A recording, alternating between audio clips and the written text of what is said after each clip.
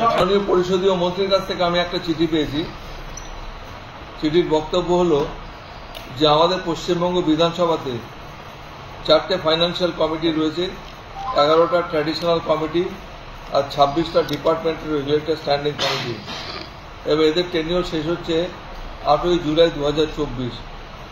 যেহেতু আমাদের সেশন, আমাদের হাউসটা প্রোরোগড হয়নি, সাইনেডাই হয়ে রয়েছে, তার মানে ধরতে হবে the assembly is in session. এবং উনি যে একটা মোশন মুভ করতে চাইছেন, আমাদের নির্মল ঘোষ, তিনি একটা চিঠি দিয়ে ওনাকে বলেছেন যে এই যে কমিটির যারা সদস্য রয়েছেন এর কম্পোজিশনটা চেঞ্জ না করে 8ই জুলাইয়ের আগে এদের এক্সটেনশন করার জন্য একটা প্রস্তাব উনি আনতে চান।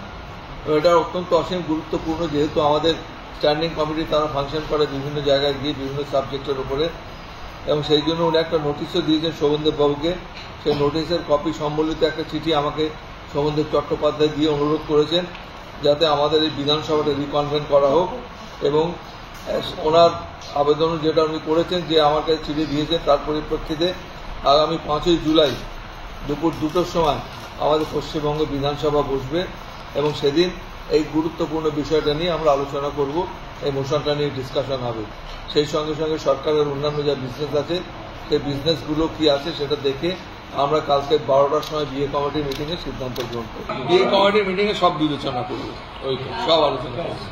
শপথ নিয়ে কাল বিএ কমিটির মিটিংয়ে আমাদের সব সিদ্ধান্ত গ্রহণ করবো কি হবে।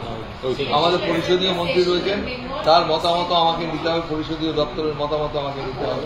তার কি বলছে, এটা বেসিক্যালি ওনারই ডিপার্টমেন্টের কাজ। উনি রাজ্যপালকে প্রথম চিঠি দিয়ে বলেছিলেন যে নবনির্বাচিত প্রতিনিধিদের শপথ নেওয়া হোক, গুরুত্বটা ওনার দিক থেকে অনেক বেশি।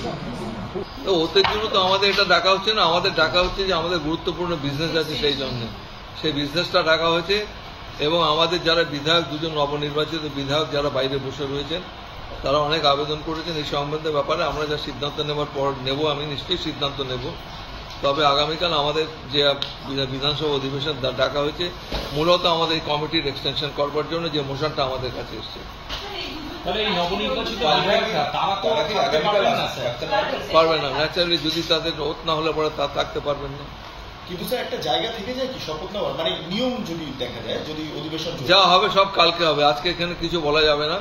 আমরা কালকে 12টার সময় বসবো বিজনেস অ্যাডভাইজারি কমিটির মিটিংয়ে, তারপর আমরা সিদ্ধান্ত গ্রহণ করবো কি হবে না হবে। প্রত্যেক অধিবেশনে শপথ নেওয়ার প্রভিশন রয়েছে। আমাদের যখন অধিবেশন হয় তখন প্রথম এজেন্ডাই থাকে ওথ।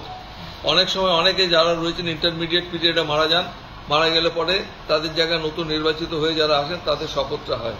তো এটাও নতুন কিছু, there is nothing new in it. It is the convention that is being followed in Lok Sabha and in different state assemblies also. ওই দুজনের কি এখানে সম্ভাবনা আছে? আমি এখনো কিছু সিদ্ধান্ত গ্রহণ করিনি, কাল বিএ কমিটির মিটিংয়ে আমি সিদ্ধান্ত গ্রহণ করব। আমাদের কাছে কি কি বিজনেস আছে আমি দেখে নিই, কালকে আমরা 12টার সময় বিএ কমিটির মিটিং করবো, তাতে সিদ্ধান্ত হবে। স্যার এখানে কি যারা 2জন নবনির্বাচিত প্রতিনিধি আছেন তাদেরও কি শপথ হয়েছে? ভাই শপথের জন্য তো না, আমাদের বিধানসভার গুরুত্বপূর্ণ কাজ রয়েছে। গুরুত্বপূর্ণ কাজ যেটা ওরা দিয়েছে চিঠিটা, সেটা আমি পড়ে শোনালাম।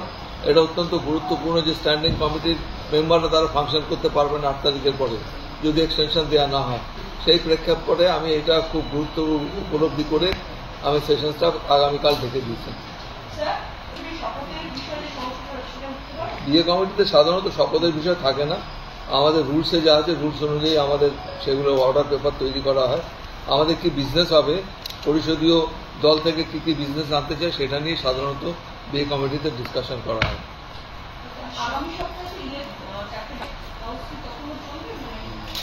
সেটা দেখা যাবে হাউসের কি বিজনেস যাচ্ছে সেটার উপর ডিপেন্ড করবে। আমরা সেটা ডিপেন্ড করার পরে আমরা সিদ্ধান্ত নেব কদিন চলতে পারবে না পারবে।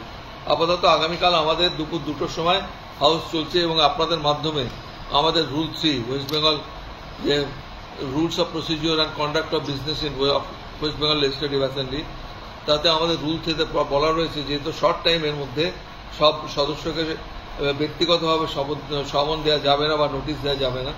আপনাদের মাধ্যমে আমি আমাদের সমস্ত যারা সদস্য রয়েছেন, মন্ত্রিসভার সদস্য রয়েছেন, সবার কাছে আমি বলবো যাতে এই বার্তাটা যায়। আগামীকাল দুপুর 2টোর সময় বিধানসভার অধিবেশন শুরু হচ্ছে। আমি এখন বিজনেসগুলো কালকে সব ঠিক করে নেব। অবিচুয়ারি অনেকেই মারা গেছেন, অবিচুয়ারি একটা হয় সাধারণত আমি সবগুলো দেখে ঠিক করবো আমরা। স্যার এত শর্ট টাইমে মানে এটা কি এতটাই ভাই এটা আইনে আছে, আইনে হতে পারে। আমার তো এমন লং টার্ম শর্ট টার্ম না, আমাদের যদি গুরুত্ব থাকে গুরুত্ব বিবেচনা করে আমরা বিধানসভার অধিবেশন রাখি। এটার গুরুত্ব অপরিসীম। ওদের টার্ম শেষ হচ্ছে 8 তারিখে। 8 তারিখের পরে স্ট্যান্ডিং কমিটিগুলো ডিফাঙ্ক্ট হয়ে যাবে। এগুলোকে সজীব রাখতে গেলে আমাকে এটা করতেই হবে। আপনি কি নতুন বাড়ি বানিয়েছেন? আপনার নতুন বাড়িটির জন্য জলের ট্যাঙ্ক, পাম্প, বাথরুম ফিটিং সহ প্লাম্বিং এর যাবতীয় জিনিস কোথা থেকে কিনবেন তা নিয়ে চিন্তিত?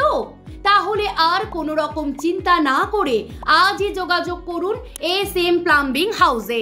আমরা অত্যন্ত ভালো কোয়ালিটির প্লাম্বিং এর যাবতীয় জিনিস যেমন জলের লাইনের পাইপ এবং ফিটিংস, জলের ট্যাঙ্ক, টুলু পাম্প, বাথরুম ফিটিংস, সমস্ত রকম স্যানিটারি ওয়্যার, বাথরুমের PVC দরজা ইত্যাদি সুলভ মূল্যে পাইকারি ও খুচরো বিক্রয় করে থাকি।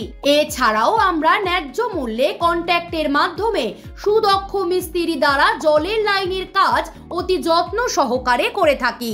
তাহলে আর দেরি কিসের? সুলভ মূল্যে প্লাম্বিং এর যাবতীয় জিনিস কিনতে এবং জলের লাইনের কাজ করাতে আজই যোগাযোগ করুন আমাদের সাথে। আমাদের ঠিকানা কুলবেড়া CPIM পার্টি অফিসের বিপরীতে, তমলুক, পূর্ব Medinipur. Proprietor Sheikh Samaul Ali. Mobile number 6289227016।